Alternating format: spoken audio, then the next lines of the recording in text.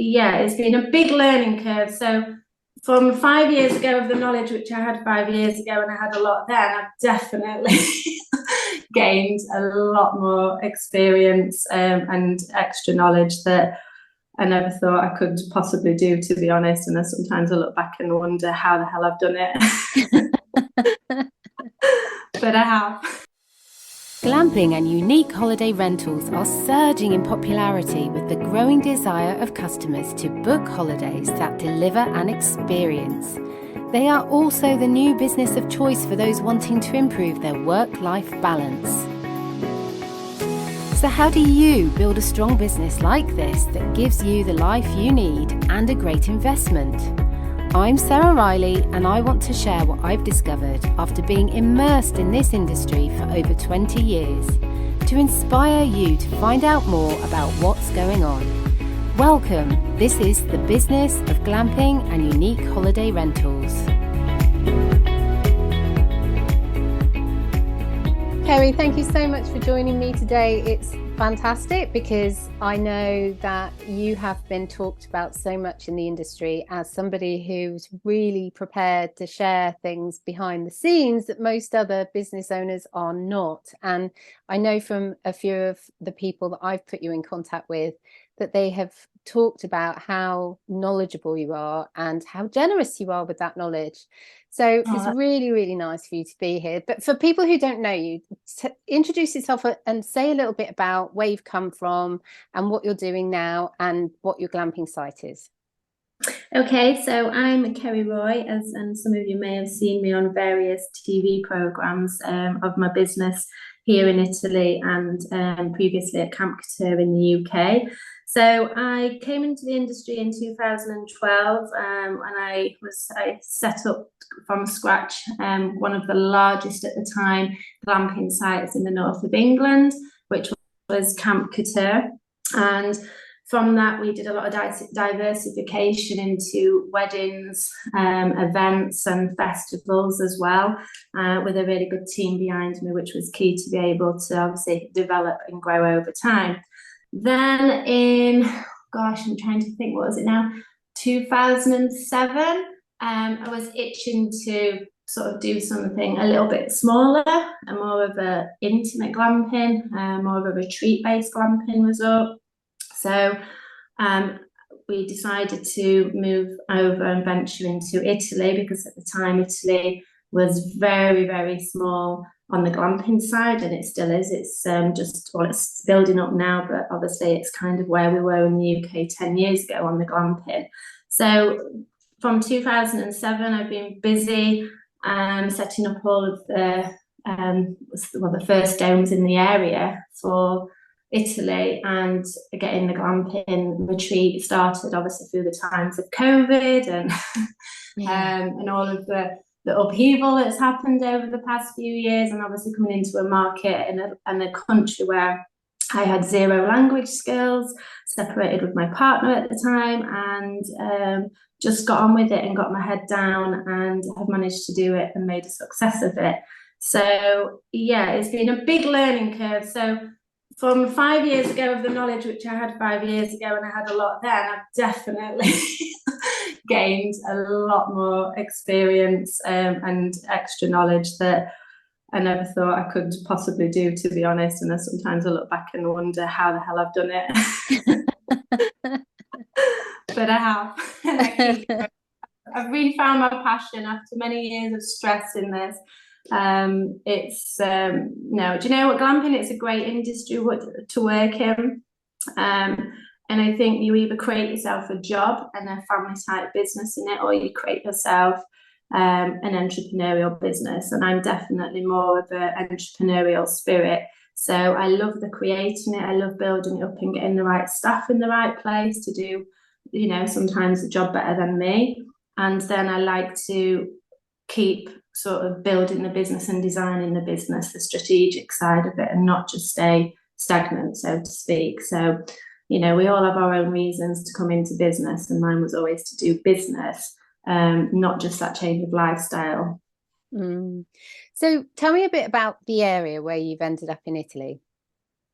We are in Abruzzo, which is a beautiful area. It's actually just 2 hours east of Rome on the Adriatic coast, and not many people know of it. It's kind of a secret region, just because of the marketing from the Italian government here isn't very good, so therefore many people don't know about it. But it's right near the mountains, the Apennine Mountains, and the Adriatic Seas, which is beautiful. So I'm 20-30 minutes max to the beach and 40 minutes into the mountains, and we've got winter ski resorts nearby and obviously all the summer sports. So for me, the attraction was the location because of the all year round sport activities, as I am an adventure girl when I have my free time, and also to be able to blend it in well, really, with the retreat side. A retreat is about being in nature, and this place is perfect. It's a little paradise that people don't know about, which has everything to offer for anybody who loves the outdoors or just wants to get away and escape the normality, especially those who are living in the city, or want to, or just at the beginning of starting to become more of an adventurous person. A lot of people crave it, but they just don't know where to go or how to get there. So it's something that we are now this year starting to offer again, because unfortunately with COVID we couldn't have the groups at the time. And that is something that I've always strived towards for this side of the business here. It's something that I've actually always wanted to do, is to find a perfect location in between the beach and the mountains, so you can just go from one to the other and have the best of both worlds. I mean, it sounds idyllic. This time of year, now we're in March, at the end of March, and down where I am, the temperature the other day was 24 degrees. Today it's about 20. But if I wanted to this afternoon, I could get my ski stuff on and I could go up to the mountains and ski. This time of year, you can literally ski in the morning and then be on the beach in the afternoon sunbathing. And within an hour's drive of each other. It's there's not many places in Europe that you can do that. No, absolutely. Do you think this is why you mentioned earlier about the TV and being featured in the television series? Do you think this is why they chose your location to cover your business? And you've actually been featured all the way through the most recent series, and they even did a review of how you're doing now just recently. I mean, tell me a little bit about that. And it's called The New Life in the Sun, isn't it? It is, yeah. So, I mean, I was fortunate to be, I think I calculated now, I've been on 12 different programs since doing glamping. So we was fortunate in the UK to have various programs filming us. And then this opportunity then came up in Italy. And because I've always got so much going on and I don't stop with my projects, they wanted to continue filming and still want to continue filming what's going on in the future, because one, glamping is new to here, so it's not just a bed and breakfast, so it's a little bit more interesting, I guess, for the viewers. And also I think being a solo female entrepreneur, so to speak, was a target for them. And the fact that it is a beautiful area, and they wanted to sort of showcase it more, because one of the problems, I think the program has now been running for just over 10 years, but a lot of people were getting bored of just Spain, Portugal and France, because for 10 years that's the only areas that they've really filmed.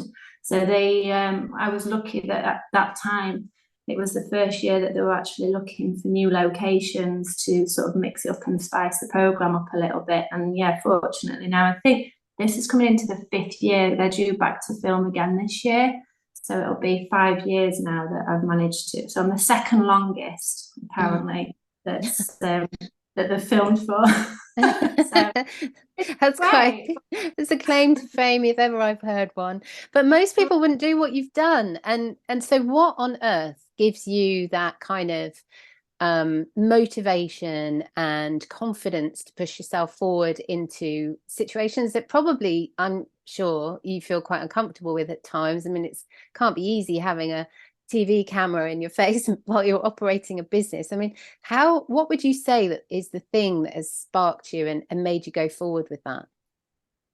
One was because obviously it is a key marketing angle, and but unfortunately the first year that we did it, obviously because it is only marketed to the Brits, we couldn't get the British here, so we had a hell of a lot of requests, but nobody could fly here at the time. So I feel like we lost a lot of opportunity there with potential British bookings.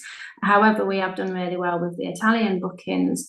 So it has continued to keep interest. And then I tended to get a lot of people just coming to me for business advice, but unfortunately I don't have the time to just, give out business advice because of all the work that we have to do here. And I think to inspire people as well. And the most thing I've loved from it is people contacting me, couples, women, teenagers apparently that have watched the program with the parents never watched it, that felt inspired that there's no limit to what you can do really if you put your mind to it and you have the grit of determination. And trust me, I have reached my limit doing this one. I really have at times reached my limit, especially in a foreign country, in the bureaucracy, the staff mentality is all so different to what is in the UK. But I wouldn't give up, and now I've come out of that, and if anything, I've got more drive and passion, and I've learned a lot from it. And there's one thing I always push with my team is, don't say no. Just some people's limitations, it's just a mindset, but we can all do it. We can all push if you've got that passion. I do believe obviously the passion is a big thing. I mean, you may have seen one program series where I opened the restaurant, and I knew when going into that I did not want a restaurant. In my gut I just thought, this is not my passion, but I did it in a panic because we'd had COVID. I don't like to put all my eggs in one basket. It was another avenue, and as soon as I did it I just realized that I'm really struggling to find the passion and keep the motivation up for it. So I just ditched it. And I've been there and tried it, but it's not what I want to do. Yeah. But you learned so much from that, didn't you? And actually you've grown, because now you're using that whole restaurant vibe and you're just giving it out to someone else to run it for you. Yeah, and then that's always been my strategy really here. I mean, obviously I came here with my ex, so the plans originally were that we'd just be in it together and do it as a nice little quiet business. And then obviously, my business Camp Couture in the UK, I rented the land there for almost 10 years. So I was paying a lot of money for rental.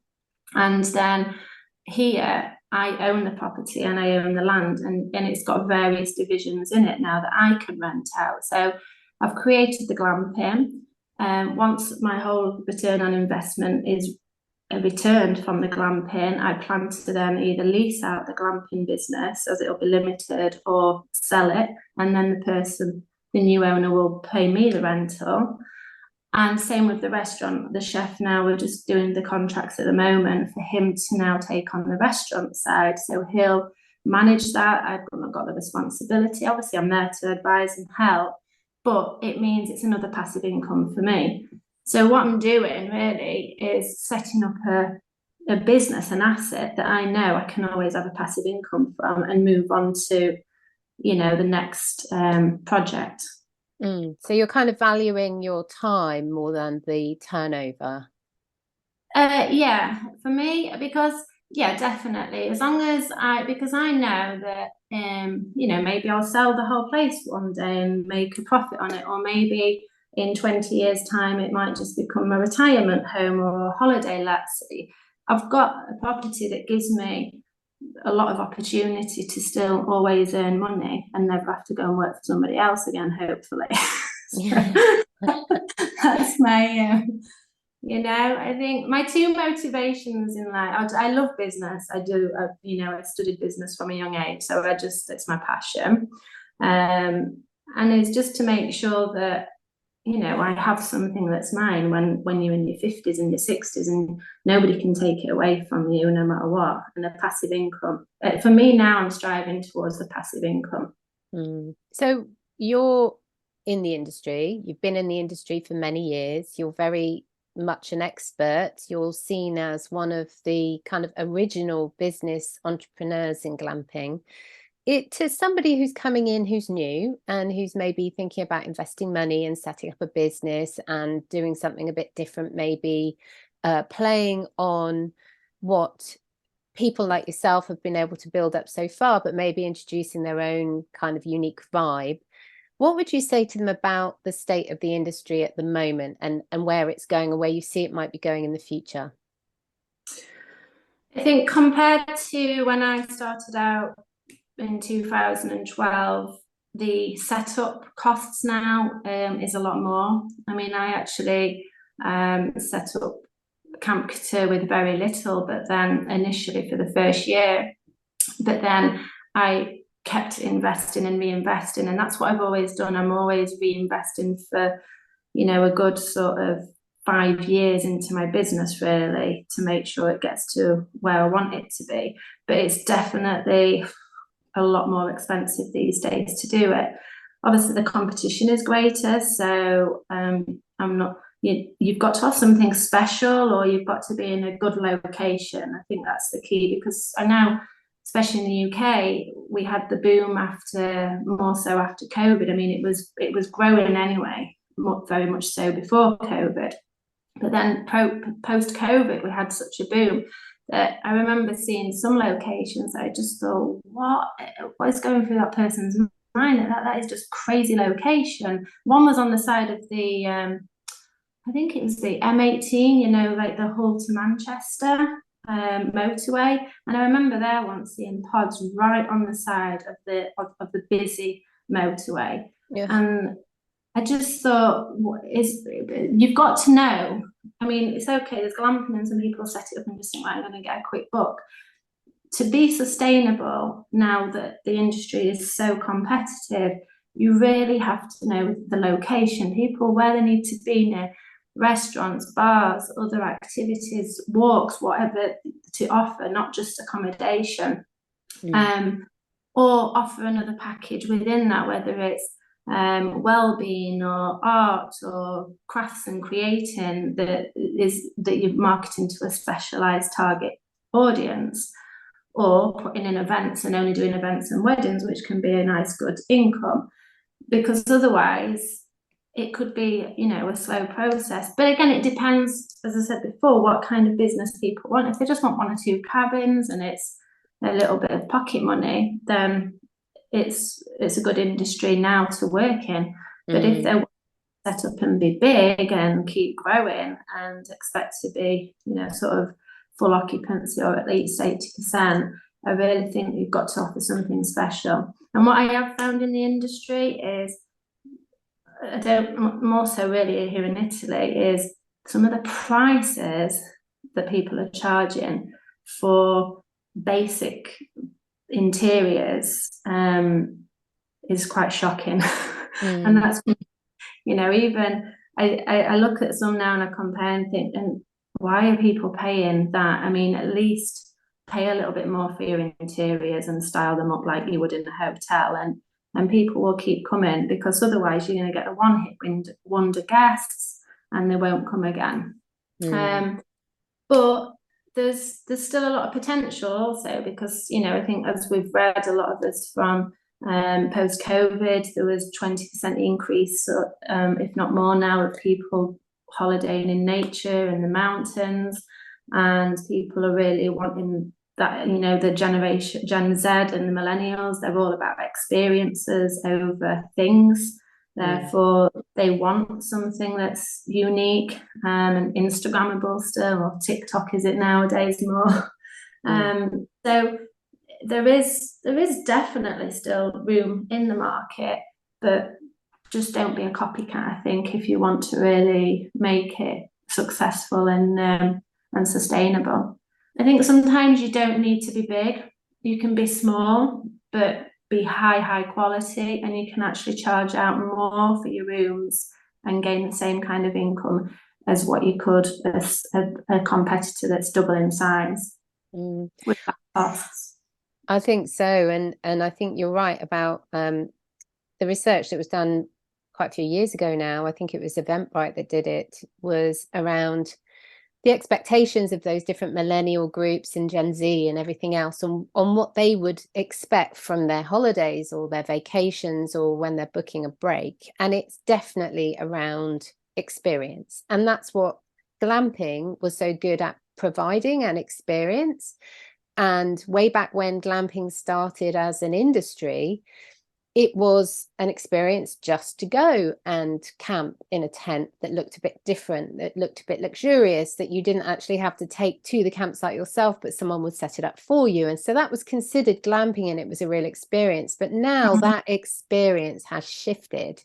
And there's so much of that now. People have their own glamping tents and they go camping with their own glamping tents. So why would they pay a silly amount of money to stay in someone else's glamping tent that isn't nicely furnished inside and isn't styled nicely, so that they're, you know, able to do a bit of self-branding on TikTok and Instagram and all of that kind of stuff? So I think you're absolutely right that that's where people can stand out from the crowd and be different without, keeping their customers happy without breaking the bank, but being a bit clever about how they think about it and what they set up, and being different and looking at what everyone else is doing like yourself, not copying it, but building on it and emulating it and introducing their own version, so that they're not just jumping on everyone else's coattails.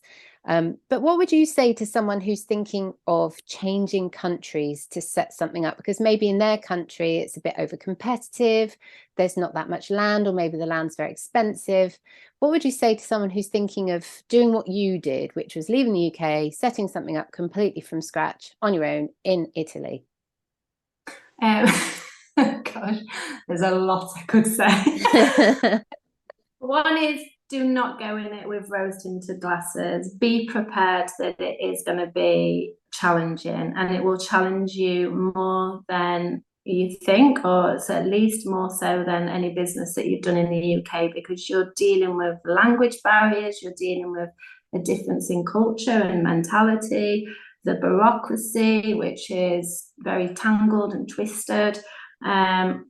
That's obviously more in Italy, but I've heard it's very much like that in France and sometimes in Spain.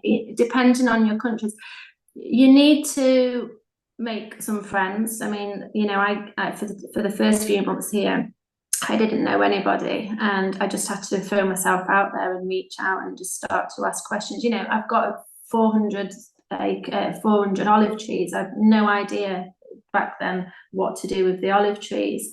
So you start networking and making contacts, and it's amazing how many people will come to and help you.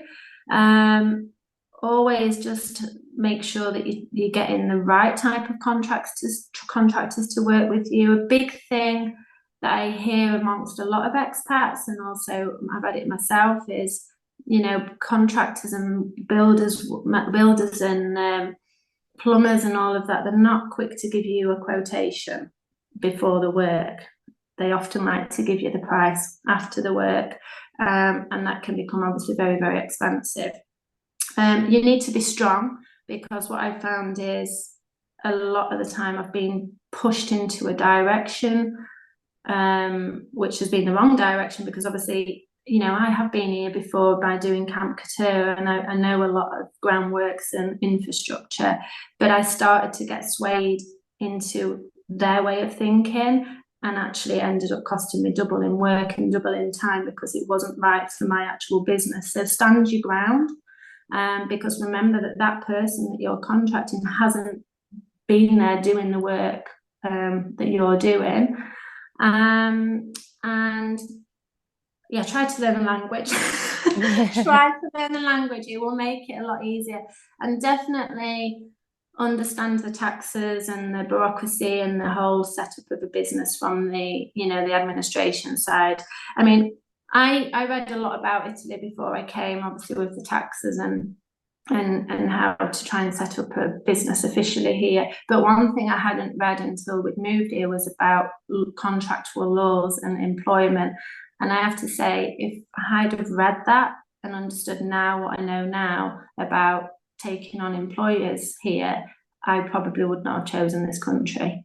So unless you're going to go up there and again just do it as a family business where you don't need to employ anyone, and you don't want to grow it, because if you grow it you need staff, then you really need to look at the laws and policies around employment laws, because that here is it's quite worrying at times. Great advice, fantastic advice. And I think people are more looking for that kind of advice now, because, you know, from people who've actually done it, they've actually stepped outside of the comfort zone and they've gone to another country. And it's easy enough to say that's what I fancy doing, because look at the land, look at the buildings, it's so much cheaper than my country. But if you really dive deep into as you said, the bureaucracy and everything else that's going to really influence your business, it can look a little bit less attractive, or it certainly a bit of preparation needs to be done.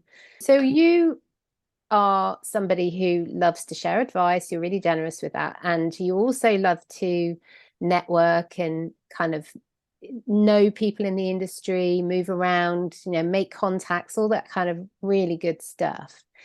And the last time I saw you was at the Eco Resort Network. We were both having a bit of a workation over there, which is, it was in Slovenia last time, and it was amazing. What did you think of all of that? Oh, I loved it. I mean, again, I was just at that point, at that moment in my life and business, it was probably, you know, it was quite tough. And for me to come and meet people again who are in the industry, especially because obviously we'd all had COVID as well. So, you know, business can be quite lonely at times. So to get together with other experts in the industry and just have just a great time and all relax, it was super relaxing. You know, there was no commercial type feeling about it. It was just like making new friends, but it was inspiring. I loved just being able to hear other people's stories and their pains. You know, the fact is that sometimes you can feel like you're so alone, or you're making so many wrong choices, or there's no one, as an owner, there's nobody else to ask. Sometimes you're the one that everybody's asking. So when you're in that kind of environment, to be able to ask each other and advise each other and realize that most of us have all actually gone through exactly the same challenges, exactly the same problems, a lot of the same successes. It definitely lifted the spirits and revitalizes the passion for the work. I mean, the location was incredible. I'd have to say the organizers did an outstanding job. They did great, because it was the first one as well, and I think, you know, they were surprised how well it had gone. But yeah, I think Steph and Maya, they definitely know how to choose the best locations to attract us all there. Yeah, absolutely. And from my understanding and also from my experience, most people who attended came away with definitely new contacts, that goes without saying, but also new projects. And, you know, it's incredible to think that it's such a tiny investment to make in a event like that. If you come away with new business, a new business focus or a new business deal, it's incredible. And one of the people actually from my own networks who attended, we were chatting at the event, and he was saying that he thought he knew so much before he went there, and then when he went there, he just had his mind blown by everything that he learned, and that, you know, the contacts he made, and he just said he really felt inspired by that. He felt that before then he thought he'd done as much as he needed to do, and he was growing as big as he would ever grow, but his mind, he just shifted and saw that there was so much more, there's so many other directions he could take, and he was just full of just so much business entrepreneurial spirit. You know, it was just amazing. Because that's the thing, you know, like when you've been in the industry, when you come into it, you're always, you know, you're on fire, you're passionate, and then after so many years or several years, or I mean, some people have been in the industry that event 20, 30 years, you know, they've got a lot that they can learn, that we can learn from, but complacency can be a killer, and complacency just in even your entrepreneurial mindset. And like you say, going to an event like that, it really does, it reshifts your way of thinking and definitely regains the passions. And I think what was lovely as well, there was no arrogance. I mean, I come from a commercial industry background previous to glamping, and there can be a bit of, oh, look at me, I'm better than you, or people not wanting to share the knowledge and information in case you're going to steal it and all the rest of it. But here, the people are from all over the world, and it was just, friendly, helpful, and there was none of that kind of crappy commercial type industry feeling that make me, if you know what I mean. Yeah, it's incredibly supportive, I would have to say. It was definitely my event of the industry. There's a lot of good events in this industry, but this is, I would say, it surprised me how good it was, and it really was so good. So as soon as they told me about the next one, I was onto the case immediately. So I booked my ticket and I'm going to be there. Me too. I can't wait, because this is the thing. It's not just it's a holiday, isn't it? So we look forward to the new location. It's Montenegro this year. Beautiful settings, and I think great events that they put on as well. And then also combining it, we're going to another see another site and get inspiration from that. But yeah, for me now, it's kind of on my calendar of my annual holiday. And I like to wear, like last year as well, we just turned it into a holiday. So a week before or a week after, I just extend it as a holiday and do the event at the same time. Yeah, brilliant. Actually, I will share at the end. I've got a bit of a discount I can share with listeners if anyone else wants to join us there. It really is incredible. So I'll make sure I'll drop that in at the end. Definitely, highly recommended for anybody in the industry. Yeah, definitely. So obviously you're going to be going there, so I'm really excited about meeting you there again. But we are actually doing a few projects together this year, which is exciting. I'm really excited by that. Yeah. And we've been working on that quite a lot. So explain one of those and why we've done it. Okay, so it's kind of been on the cards, I guess, a while, but obviously, again, the last few years we're just both busy, aren't we, and other things going on. But for what is, like you say, a lot of people don't always want to share their advice and knowledge of the industry, and I feel like there is a real need for it to help other people along, so that they don't always suffer the same sort of setbacks and problems, and to inspire them, to more so inspire people who want to come into the industry. So me and Sarah are now creating and have set up the Glamping Startup and Grow Retreat, which will be later this year in October, beginning the 16th of October. And it will be a 5-day event where you will come on a retreat to Circolo del Desiderio in Italy, in Abruzzo. So you'll be views of the mountains, near the beach if you want to visit the beach. So there'll be lots of fun. There'll be various activities, but there will be a lot of information sharing. And Sarah is going to be there to obviously do a lot of the consultancy side and give a lot of her knowledge in the industry, which she's got many years of, and often still gives me good advice. And also for me, from my side of things, I want to be able to share with people, different tenancy agreements. I've got documents that I can share that I would only share to people coming on this event, financial gains and highs and lows within the industry, various health and safety laws, especially when you employ staff.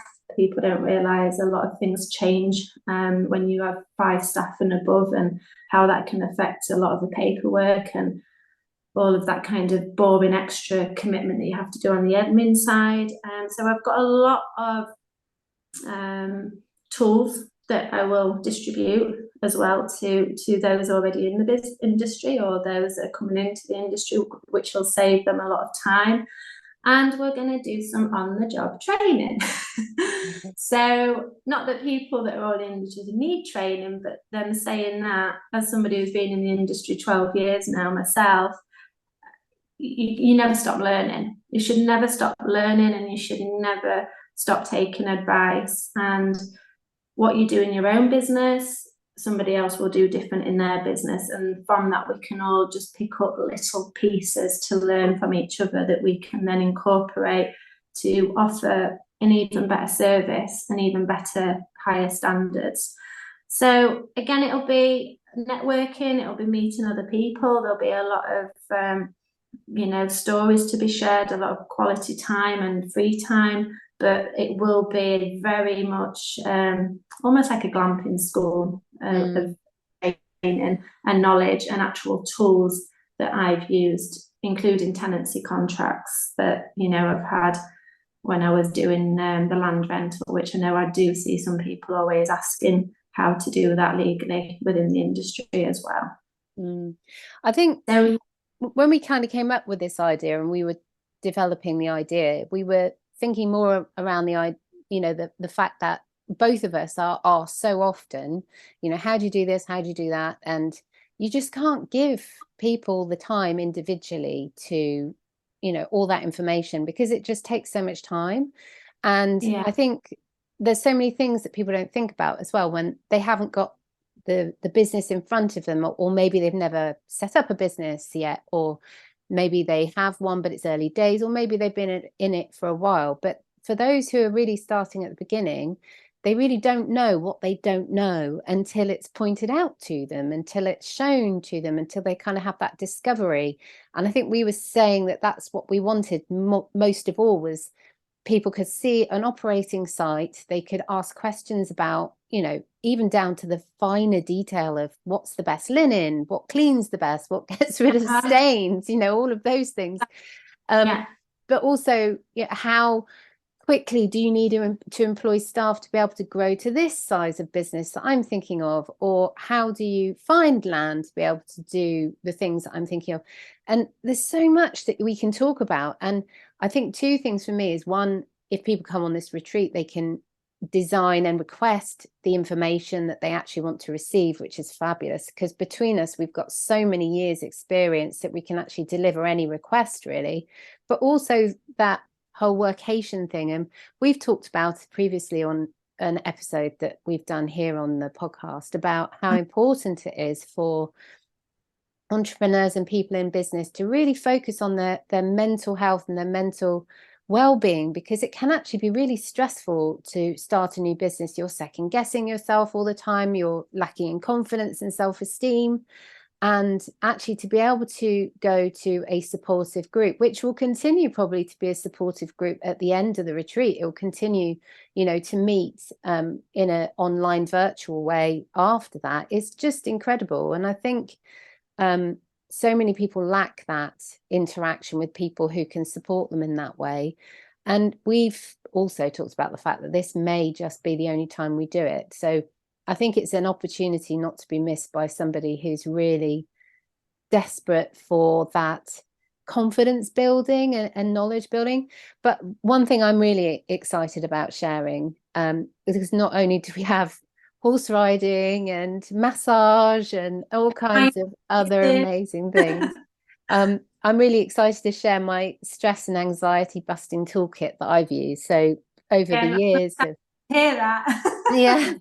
of standing on stage and things like that I've done, speaking to rooms of hundreds of people, setting up new projects from scratch, and basically starting things that have never been started before.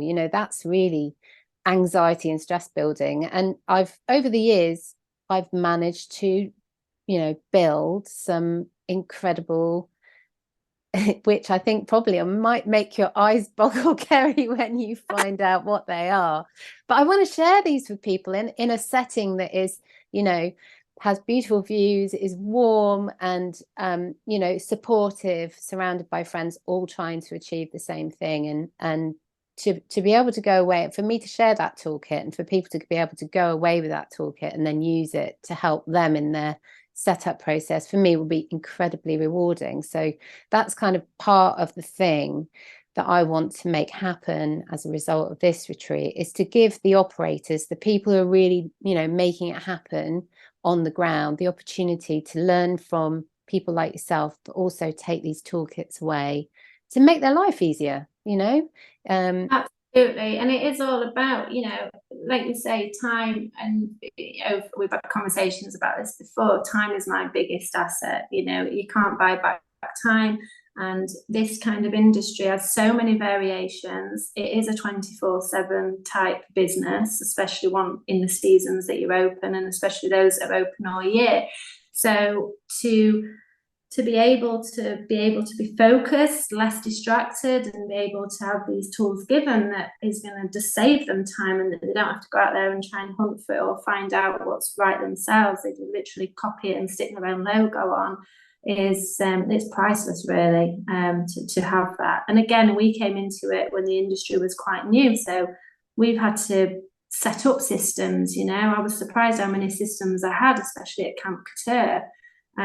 Because we have such strict, health and safety laws and employment laws, that you have to have these systems in place. And, one will be a story that I share of how disastrous it can be if you don't have these systems in place, because it could actually kill your business financially. So there's so much. And I must say, I just, like you, we just want to help inspire and guide people, because there's not enough of it sometimes. I think it's easy for a lot of business owners just to go into their shell, or not want to share the information. But for me, why not? Yeah, absolutely. I think that sometimes people operate from this place of scarcity. They're a little bit afraid that if they share the information, then that's going to be detrimental to their own business, because there's only a limited number of customers. But I don't believe that at all. I'm so passionate about marketing and about finding people. Even if they're, the market isn't there, you can create the market. I've done that in my life. So I know it's possible. I know it can be done, and I know the steps that make it happen. So I think coming from a place of scarcity is definitely the wrong place to be, and being generous and sharing knowledge is the way forward. And I hope people really take, example from you, and hopefully me as well in doing that, because I think this industry needs to be, and should continue to be, a positive, supportive industry. I really would hate for it to go down that commercial route of backstabbing and overselling and over marketing and all that kind of stuff. Well, this is it. A lot of people that have come into the glamping industry, they've come into it for that kind of change of lifestyle, to get out of the corporate world or the grind and that kind of backstabbing industry. So I'm the same. I really hope it doesn't. And I think by doing this, hopefully we can keep it a safe, warm, sort of friendly type feeling place between us. And, your competitors can also become your friends at the same time. Yeah, absolutely. Absolutely. I couldn't agree more. And I think that, this is something you strive by example, don't you? And so I think you really do achieve that. And I think it's fantastic. And I can't really wait at all to be involved in this project. It's October, which is a bit of a shame. It's so far away, but with everyone's schedules and everything we've got for the year, it's the only time we could really fit in. But the weather in October is still really lovely over there, isn't it? Oh, it's great. October is normally around 20s, early 20s, and then we have the olive harvest as well. So you'll see the traditional way of all the Italians trimming their bushes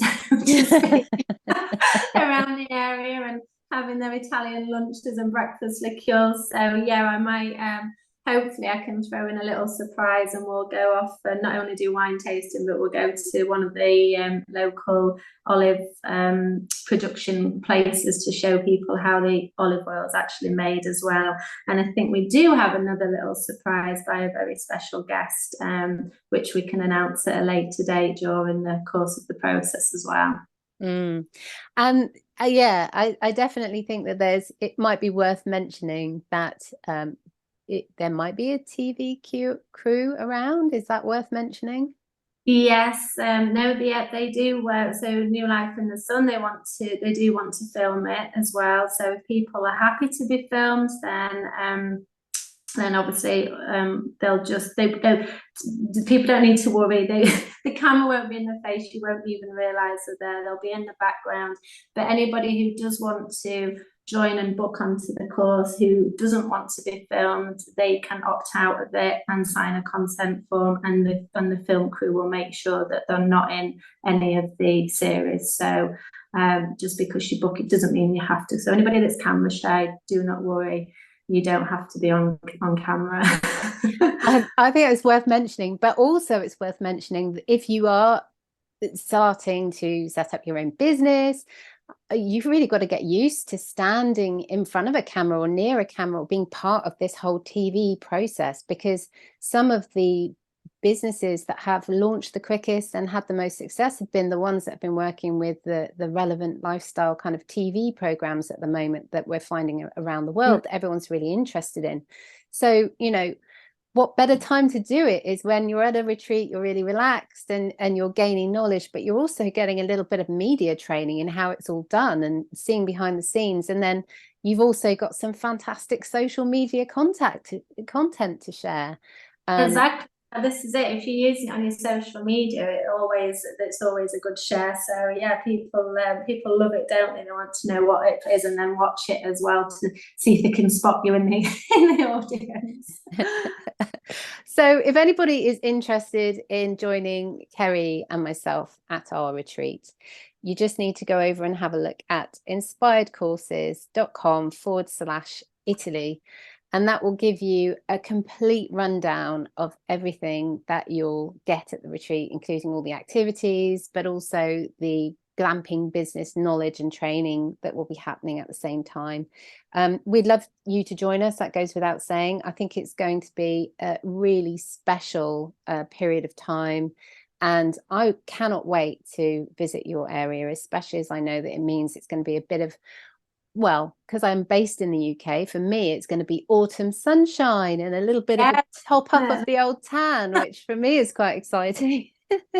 And the Italian style with its wine, its olives, the horse riding. So yeah, I really do not bring the rain.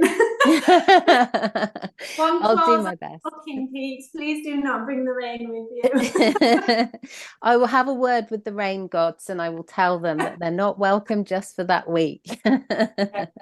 Still, we can make it cozy. Even if it rains, we'll still have a fabulous time. So those that have already got geodomes, they know how lovely they are even in the rain. So no, I'm looking forward to it. So it's a shame it can't come around quicker, but you know, it gives us more time to be able to even think of more things to add in. So I don't think 5 days is long enough. No, no. I think probably 2 weeks might be able to deal with the information maybe got a request for 2 weeks in future, then we can make it. Absolutely. Well, in the meantime, I just cannot wait to Montenegro. I'm all booked up and I cannot wait to see you there and everyone else. And yeah, really exciting year because of the various trips that we're doing. And yeah, I really look forward to that, Kerry. So I shall see you there. Yeah, we've not got long, have we? In fact, I was doing my flights yesterday and looking at the area and I was like, oh, it's just beautiful. So yeah, I look forward to seeing you for a glass of wine and a catch up. Yeah. Oh my goodness me. And it's on my bucket list. So I can actually tick something off my bucket list. So I'm really pleased about that. Steph must know it's everybody's bucket list for Montenegro. So if not been to Montenegro, it's definitely the time to book. Yeah, absolutely. Anyway, so thank you so much, Kerry, for coming on today and sharing your knowledge, as always, about the industry and everything else in between. And we will see you very soon. You take care. Thanks, Sarah. Speak soon. Ciao, ciao. Bye.